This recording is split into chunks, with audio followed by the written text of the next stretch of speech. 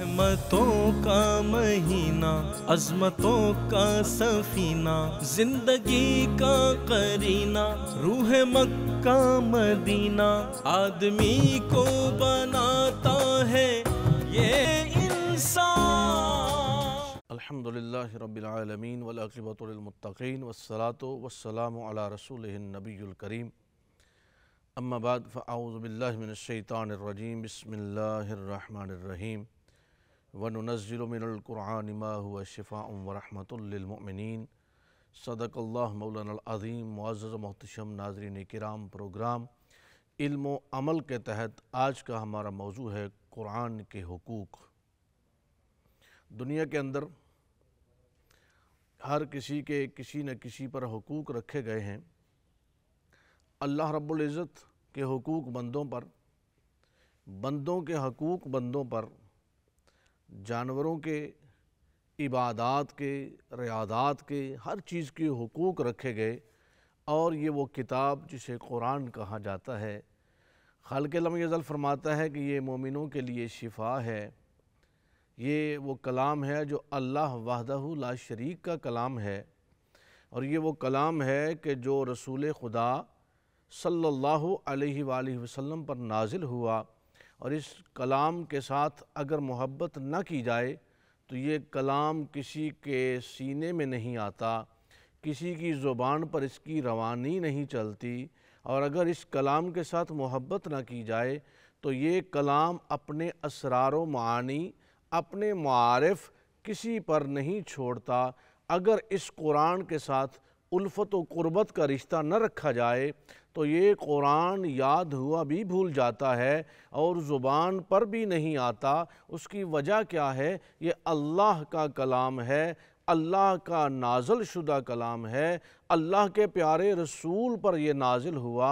और बड़ी बात यह है, हर जितने सहाइफ़ नाजिल हुए, जितनी कुतुबे समाविया नाजिल हुई, उनके लिए हिफ़्ज़ करना, उनको याद करना, उसके लिए शर्त था कि याद करने वाला नबी हो। लेकिन यहाँ कानून तब्दील कर दिया गया। याद करने वाला नबी नहीं बल्कि ग़ुलामान नबी को ये सआदत दी गई है।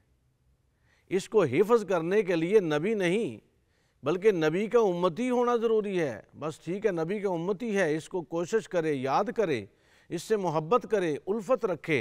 और कुरान मजीद के हुकूक हैं बंदों पर।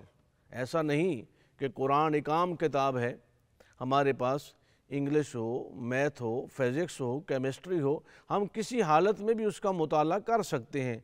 या कोई भी रसाला हो, कोई भी जरीदा हो, कोई भी पेपर हो, हम किसी हाल में उसको, उस पर्चे को पढ़ सकते हैं। लेकिन कुरान एक ऐसी किताब है कि इसको हाथ लगाने से पहले भी वज़ू करना पड़ता है।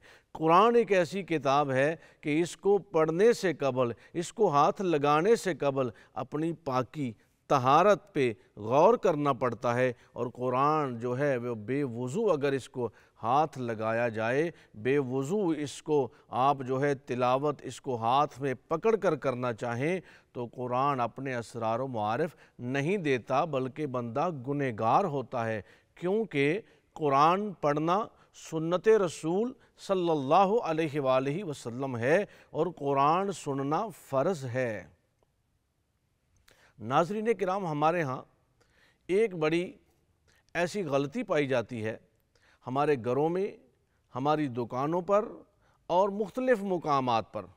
वो होता कुछ यूँ है कि हम कुरान मजीद फ़ुरक़ान हमीद की तिलावत किसी टेप रिकॉर्डर के ज़रिए से या अपने मोबाइल में उसको ऑन करके रख लेते हैं और फिर ख़ुद आपस में गुफ्तो शनीद का सिलसिला शुरू कर लेते हैं। दुकानदार के पास गाहक आते हैं तो उनसे गुफ्तगू कर रहा होता है, कुरान की तिलावत जारी होती है। घर के अंदर कुरान की तिलावत लगी हुई है और घर वाले आपस में गुफ्तगू कर रहे हैं। मुख्तलिफ़ इवेंट्स पे कुरान मजीद की तिलावत ऑन कर दी जाती है और जो लोग हैं वहाँ बैठने वाले वो आपस में गुफ्तगू शनीद कर रहे होते हैं। हालांकि कुरान सुनना तो फ़र्ज़ है, कुरान पढ़ना सुन्नत है। पढ़े दर्जा अपना है।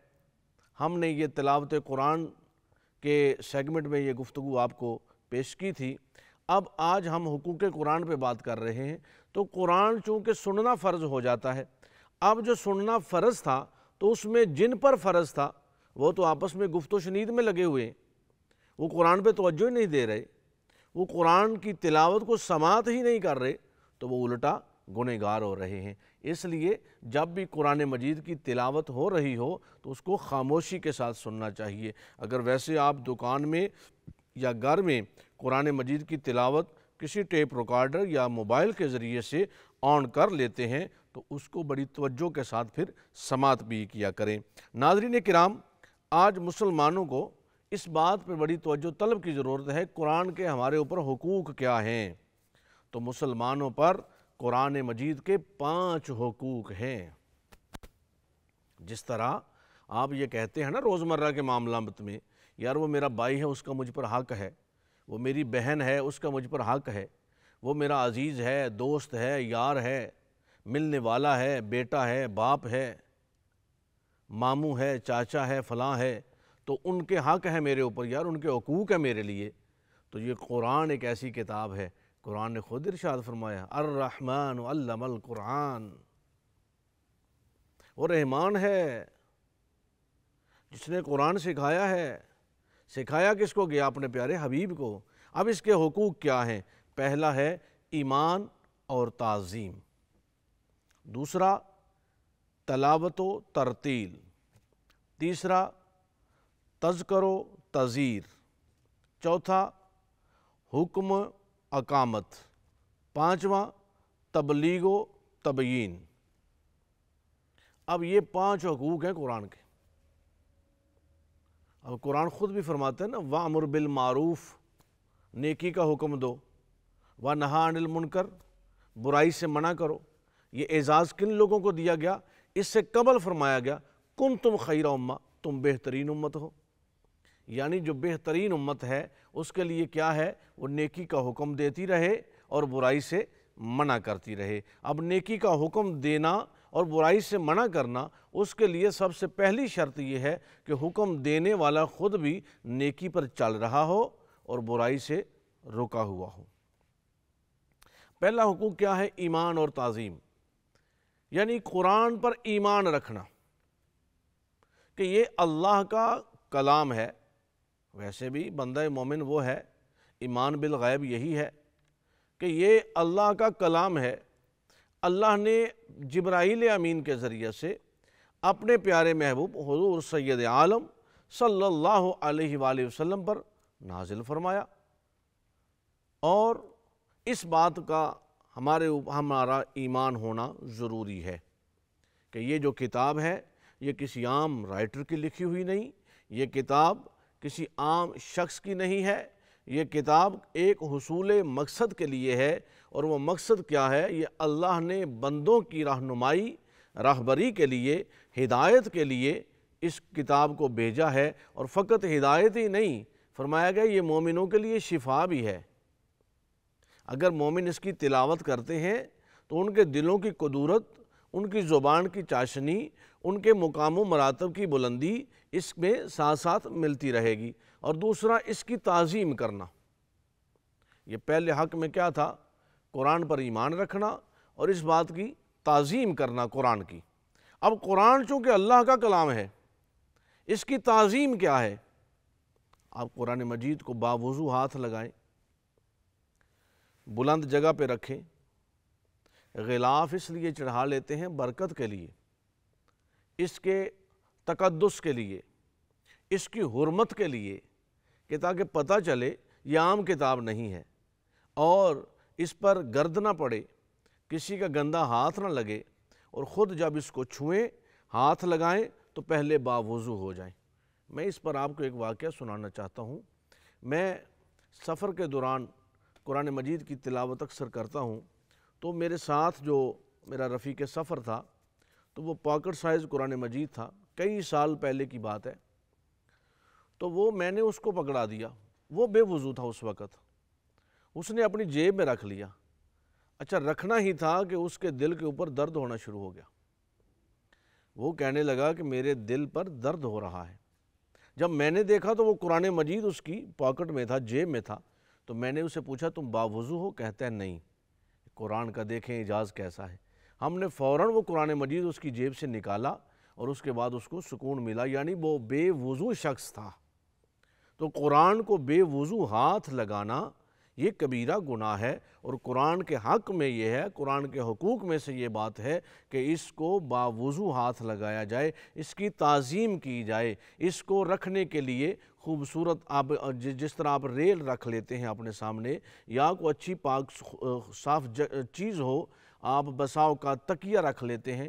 اسی لیے کہا گیا ہے کہ تکیے کے اوپر پاؤں نہیں رکھنے چاہیے، چونکہ بسا اوقات بندہ اس کے اوپر قرآن مجید رکھ کر پڑھ لیتا ہے۔ جس الماری میں رکھتے ہیں، اگر آپ قرآن مجید کو نیچے رکھ لیتے ہیں اور پھر یہ دیکھیں کہ اس کے اوپر جو چیزیں رکھنی ہیں وہ ایسی نہ ہوں۔ کتابیں بھی رکھتے ہیں نا، مختلف قسم کی کتابیں ہوں، حدیث کی کتابیں ہوں، فقہ ہو، مختلف کوئی بھی کتب ہوں، تو ان میں قرآن مجید جب رکھیں تو سب سے اوپر رکھیں، کیونکہ یہ اللہ کا کلام ہے۔ کلام الامام، امام الکلام اللہ کا کلام ہے، اور اللہ جس طرح بلند و برتر ہے، اللہ کا کلام بھی بلند و برتر ہے۔ دوسرا ہے تلاوت و ترتیل، یعنی قرآن مجید کی تلاوت کریں۔ یہ قرآن مجید تلاوت کے لیے ہے، اس کی تلاوت کریں اور ترتیب کے ساتھ کریں۔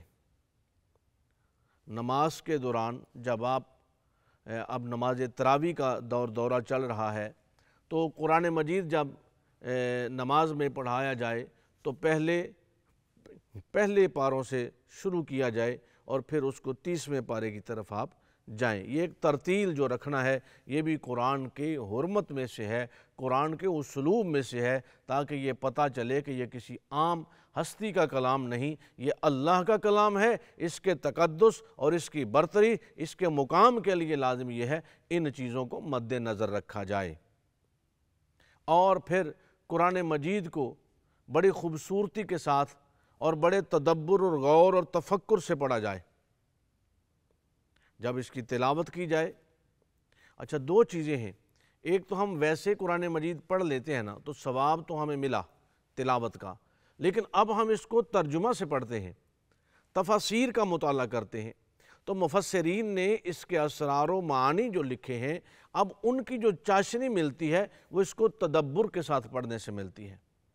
حالانکہ دیکھیں، ہم ہر روز کہتے ہیں اہدنا الصراط المستقیم، ہم ہر روز اللہ سے سیدھے راستہ طلب کرتے ہیں، لیکن کیا مجھے یہ بتائیے کہ تمام نمازی، تمام صراط مستقیم مانگنے والے جھوٹ چھوڑ دیتے ہیں، چغلی چھوڑ دیتے ہیں، غیبت چھوڑ دیتے ہیں، تاش کے اڈے پہ بیٹھنا چھوڑ دیتے ہیں، جوا چھوڑ دیتے ہیں، قمار بازی چھوڑ دیتے ہیں؟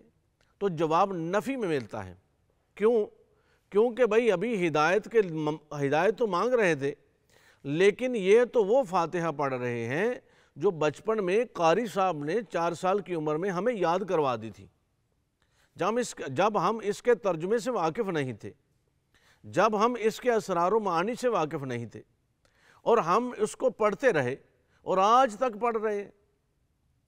اب یہ معلوم ہی نہیں کہ ہم الحمدللہ رب العالمین الرحمن الرحیم جو کہہ رہے ہیں اس میں کیا اقرار کر رہے ہیں، اپنے رب کی ہم تعریفیں کر رہے ہیں، اپنے رب کے اوصاف اور صفات بیان کر رہے ہیں، اور ایاک نعبد و ایاک نستعین جو کہہ رہے ہیں کہ ہم تجھی سے مدد مانگتے ہیں مالک، تیری ہی عبادت کرتے ہیں۔ تو ہمیں تو معلوم ہی نہیں کہ ہم صراط مستقیم میں کون سا راستہ طلب کر رہے ہیں۔ تو ناظرین کرام، جب ہماری توجہ نہیں ہوتی تو اس میں ہوتا کیا ہے کہ ہمیں وہ اسرار نہیں ملتے، وہ معارف نہیں ملتے، وہ معانی نہیں ملتے، اور ہاں وہ اولیاء اللہ، وہ صوفیاء، صلحاء، فقہاء، علماء، عرفاء کہ جو صراط مستقیم طلب کرتے ہیں، اور اللہ رب العزت ایسی صراط مستقیم عطا فرماتا ہے کہ خود ہی نہیں بلکہ ہزاروں لوگوں کو ساتھ صراط مستقیم پر چلا لیتے ہیں۔ تو اس کی وجہ کیا ہے؟ وہ تدبر سے پڑھتے ہیں، تفکر سے پڑھتے ہیں، اور اس کو جو احکام ہیں ان پر عمل کیا جائے۔ اللہ رب العزت ہمیں قرآن مجید کے حقوق کی پاسداری کرنے کی توفیق عطا فرمائے، اور قرآن مجید کی تعظیم کرنے کی توفیق عطا فرمائے۔ کل تک کے لیے اجازت دیجیے، اللہ حافظ۔ رحمتوں کا مہینہ، عظمتوں کا سفینہ، زندگی کا قرینہ، روح مکہ مدینہ، آدمی کو